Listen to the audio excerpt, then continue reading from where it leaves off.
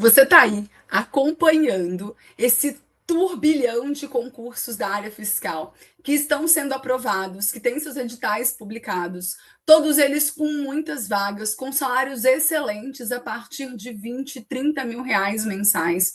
E aí, quando você vai lá no pré-requisito, você acaba levando um choque, porque afinal de contas, a esmagadora maioria desses concursos pede apenas curso superior em qualquer área, sendo que muitos deles aceitam, inclusive, o cargo de tecnólogo.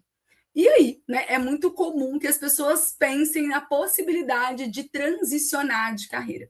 E é aí, nesse momento, que eu apareço para você, porque, afinal de contas, sou farmacêutica, né? Trabalhei durante 7 anos na iniciativa privada, numa indústria química, com gestão de qualidade, com pesquisa e desenvolvimento, até decidir migrar aí para os concursos. Sou auditora fiscal, fui aprovada em 3 concursos fiscais, tomei posse em 2 deles. Trabalho atualmente como auditora aqui na Secretaria de Fazenda do Estado de São Paulo, que está com o edital publicado, cujas provas vão acontecer agora nos dias 28 de fevereiro e 1º de março. E aí, né, é comum você pensar, poxa, se ela conseguiu, eu também consigo. E você está mais do que certo, né? Todo mundo pode e deve se aventurar aí pelo mundo dos concursos fiscais. O problema é que muita gente até pensa, até quer essa aprovação, mas acaba esbarrando justamente no como fazer isso. Porque nós estamos falando aqui de mais de 20 disciplinas. A maioria delas você não sabe nem o que significa. Nunca estudou na sua vida, assim como aconteceu comigo. E aí é muito comum a gente ter aquela vontade, a gente querer muito fazer, mas não saber como operacionalizar isso, como começar, como colocar em prática esse projeto para se tornar auditor fiscal. Se esse é o seu caso, fica aqui comigo, porque esse vídeo de hoje é para você. Eu quero te dizer o que eu faria se eu estivesse começando agora a me preparar para a área fiscal. Se você ainda não me conhece, se esse é seu primeiro vídeo aqui, seja muito bem-vindo, seja muito bem-vinda. Meu nome é Juliana Ávila, eu sou auditora na Cefaz São Paulo, sou também mentora de concursos. Todas as terças e quintas tem um vídeo novo aqui no canal. Então, se você ainda não se inscreveu, clica aqui embaixo, se inscreve, já deixa o seu joinha, porque isso me ajuda a atingir mais pessoas. Me segue também no meu Instagram, o link está aqui embaixo na descrição desse vídeo. E vamos lá, tá? Algumas coisas que você precisa entender. A área fiscal é uma área bastante ampla e você tem a possibilidade de ter muitas oportunidades aqui, diferente do que acontece com alguns outros concursos.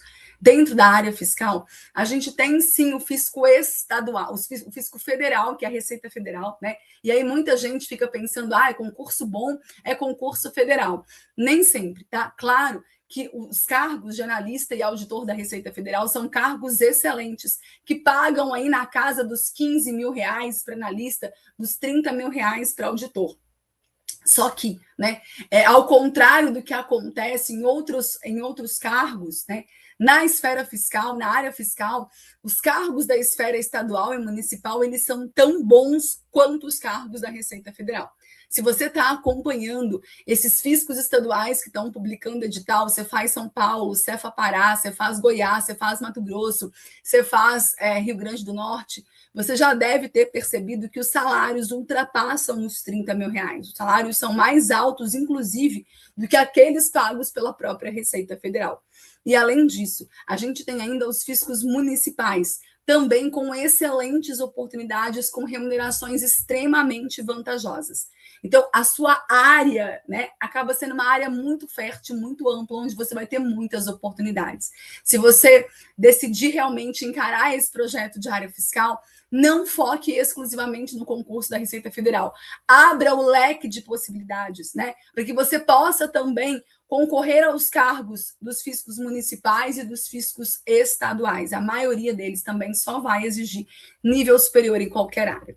Depois, é legal que você faça uma leitura atenta, pelo menos dos principais editais que estão saindo por enquanto, né? Você vai perceber uma similaridade entre eles. Claro que a gente tem algumas matérias que são específicas, né? Por exemplo, lá no Rio Grande do Norte, a gente tem História e Geografia do Rio Grande do Norte, a gente tem a legislação tributária do Rio Grande do Norte. Aqui em São Paulo, a gente tem, por exemplo, a cobrança de inglês, que não é muito típica aí nos físicos estaduais e municipais. A gente tem a cobrança de raciocínio crítico, que é uma matéria um pouquinho diferente daquela que a gente está acostumada, que é raciocínio lógico. A gente tem também a legislação tributária de São Paulo.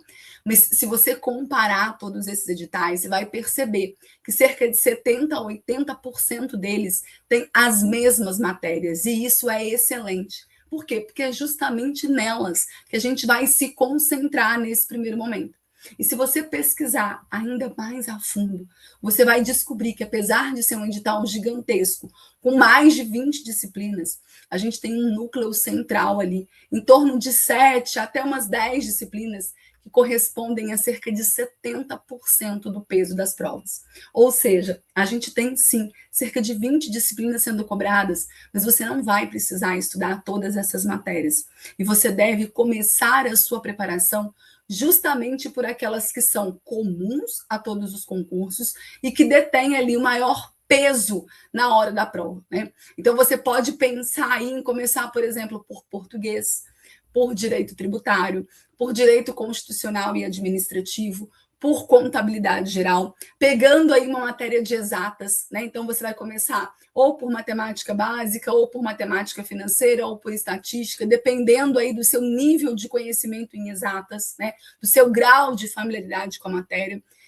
Dá para colocar a tecnologia da informação também, apesar do que TI cai em todos os concursos, mas aquilo que é cobrado às vezes varia um pouco, então a gente precisa tomar cuidado de selecionar os assuntos que normalmente são cobrados em todas as provas. A gente tem auditoria em todas as provas. Então, a gente começa a nossa preparação justamente por essas matérias que são comuns aos concursos fiscais. Você não vai começar, por exemplo, estudando legislação tributária do Ceará, porque você não sabe se quando esse concurso sair, você já vai estar preparado para encarar uma prova no sentido de disputar uma vaga. E aí, se acontecer antes de você estar bem preparado, o que vai acontecer? Você vai perder esse tempo que você ficou estudando legislação tributária do Ceará, já que é uma coisa que você não vai aplicar para outros estados ou municípios ou pela própria Receita Federal.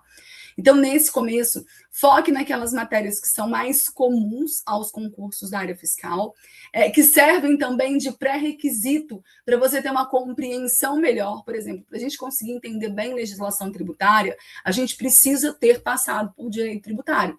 Você vai perceber que lá em legislação tributária, o professor parte do pressuposto que você já estudou direito tributário. Então, ele não vai explicar para você, por exemplo, o que é substituição tributária, o que é um lançamento, o que é um sujeito ativo, um sujeito passivo, obrigação principal, obrigação acessória. Ele não vai explicar esses conceitos, porque esses são conceitos que a gente aprende quando a gente está estudando direito tributário. Então, primeiro a gente começa por direito tributário. Contabilidade é a mesma coisa, a gente tem contabilidade geral avançada e de custos. Você só vai pegar a contabilidade avançada depois que você tiver formado uma base em contabilidade geral, tá bom? Então, é importante a gente analisar isso para a gente montar ali um plano de estudos que seja o mais eficiente possível, para que você consiga performar melhor, né? Mesmo considerando que você talvez não tenha conhecimento prévio nenhum nessas matérias. Uma coisa que é fundamental é que você faça um teste de nivelamento. Porque mesmo que você esteja vindo de uma área completamente diferente, igual o meu caso, né, que vim, por exemplo, da farmácia, é interessante para a gente conhecer o seu nível de conhecimento prévio nas matérias, né? Como é que é você em português, como é que é você de exatas, se você já viu, por exemplo, direito na faculdade, talvez tenha feito faculdade de economia, como é que você é em economia, talvez tenha feito administração, como é que você é em administração. Então, a gente fazer esse teste de nivelamento ajuda bastante para que a gente consiga montar um plano que leve em consideração a sua carga horária disponível, isso é fundamental, a quantidade de disciplinas que a gente vai colocar nesse primeiro ciclo para você estudar, depende de 2 fatores principais. Depende da sua carga horária de estudo semanal. Quanto maior a carga horária de estudo, mais matérias diferentes a gente consegue colocar para você estudar nesse começo. E depende também do seu grau de afinidade ou dificuldade, né? Porque às vezes a pessoa já tem uma base boa de algumas matérias. E aí a gente consegue colocar essa matéria para que essa pessoa estude menos vezes. Só para você ter uma ideia, considerando que você esteja começando realmente do zero em todas as disciplinas, se você tem aí mais ou menos umas 20, 30 horas por semana, a gente vai começar em torno de 5 a 6 matérias diferentes. Se você tem menos do que isso, talvez umas 3 ou 4, justamente para que você consiga ter frequência de aprendizado, para que você repita essa matéria, para que você veja essas matérias mais vezes e consiga formar uma base de conhecimento mais rápido. Você vai perceber que na preparação para a área fiscal, a gente demora, às vezes, um tempo considerável para formar a base, né? Que são essas 7 a 10 matérias mais importantes aí, mais comuns. Depois, para as outras matérias, a gente consegue fazer um estudo mais estratégico, priorizando alguns temas, alguns assuntos que são mais cobrados, sem ter a necessidade de realmente se aprofundar e percorrer todos os assuntos dentro daquele conteúdo. Então, primeiro comece o quê? Definindo qual vai ser a sua carga horária de estudo semanal. Faça um bom teste de nivelamento para você realmente entender com objetividade qual é o seu ponto de partida nas matérias. Monte um ciclo básico para você, pegando as matérias mais comuns, de maior peso, e definindo quantas e quais matérias, de acordo com a sua disponibilidade de tempo de estudo semanal, e também de acordo com o seu grau de afinidade ou dificuldade com as matérias. Não menos importante, escolha um bom material. Você não vai passar num concurso da área fiscal estudando através de material gratuito, de vídeos soltos na internet. Se você pegar o nível da prova, se você comparar isso, você vai ver que é um nível muito alto de complexidade, né? Uma prova, por exemplo, de direito constitucional, de direito administrativo da área fiscal, é uma prova que tem um nível de exigência, de cobrança muito superior, inclusive, às provas de analista de tribunal. Então, não adianta você achar que vai ficar maratonando videoaula, vendo material solto, estudando por material gratuito. Isso vai fazer com que você perca muito tempo. Comece a encarar a sua preparação para a área fiscal, de fato, como se fosse um investimento. Porque se você está comprometido, se você realmente vai se dedicar, vai se esforçar, vai batalhar, você vai perceber que isso vai voltar para você no seu primeiro salário. Por mais que você compre excelentes materiais, por mais que você entre em uma mentoria, no primeiro salário que você for aprovado, você já vai recuperar todo esse investimento. Então, invista em um bom material. Isso vai ser muito importante para conseguir acelerar a sua aprovação. Por último, mas não menos importante, aprenda a estudar com estratégia e eficiência. A quantidade de informações que você vai precisar aprender e memorizar para ser aprovado em um concurso da área fiscal é gigantesca. E aí o que acontece? Se você não tem um método de estudo, você estuda tudo, mas não memoriza, mas não fixa o conteúdo, você não treina questões, você não sabe ali quais são as pegadinhas da banca, como é que a banca gosta mais de cobrar aquele assunto. E isso faz com que você acabe se frustrando, que você fique muito tempo estudando.